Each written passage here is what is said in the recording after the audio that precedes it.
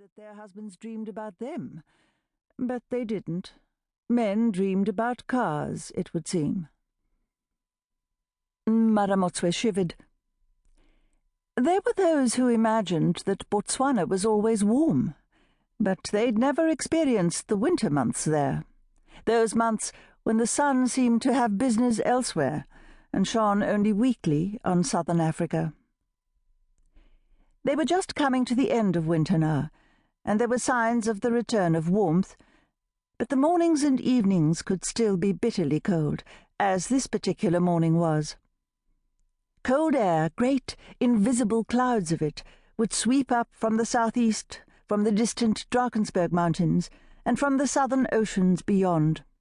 Air that seemed to love rolling over the wide spaces of Botswana, cold air under a high sun.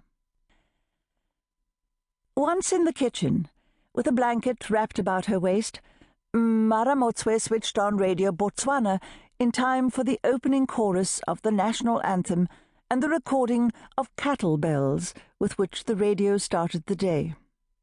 This was a constant in her life, something that she remembered from her childhood, listening to the radio from her sleeping mat, while the woman who looked after her started the fire that would cook breakfast for Precious and her father Obed Ramotswe. It was one of the cherished things of her childhood, that memory, as was the mental picture that she had of Mochudi, as it then was, of the view from the national school up on the hill, of the paths that wound through the bush this way and that, but which had a destination known only to the small, scurrying animals that used them. These were things that would stay with her forever, she thought, and which would always be there, no matter how bustling and thriving Gaborone might become. This was the soul of her country. Somewhere there, in that land of red earth, of green acacia, of cattle bells, was the soul of her country. She put a kettle on the stove and looked out of the window. In midwinter, it would barely be light at 7. Now, at the tail end of the cold season, even if the weather could still conjure up chilly mornings like this one, at least there was a little more light. The sky in the east had brightened, and the first rays of the sun were beginning to touch the tops of the trees in her yard. A small sunbird, Mma Ramotswe was convinced it was the same one who was always there, darted from a branch of the mopipi tree near the front gate and descended on the stem of a flowering aloe. A lizard, torpid from the cold, struggled wearily up the side of a small rock, searching for the warmth that would enable him to start his day. Just like us, thought Mma Ramotswe.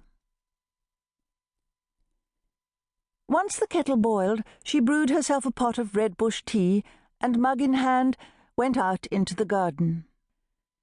She drew the cold air into her lungs, and when she breathed out again, her breath hung in the air for a moment, in a thin white cloud, quickly gone. The air had a touch of wood smoke in it from somebody's fire, perhaps that of the elderly watchman at the nearby government offices.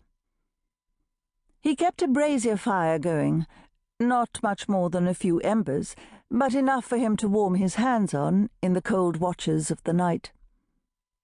Mma Ramotswe sometimes spoke to him when he came off duty and began to walk home past her gate.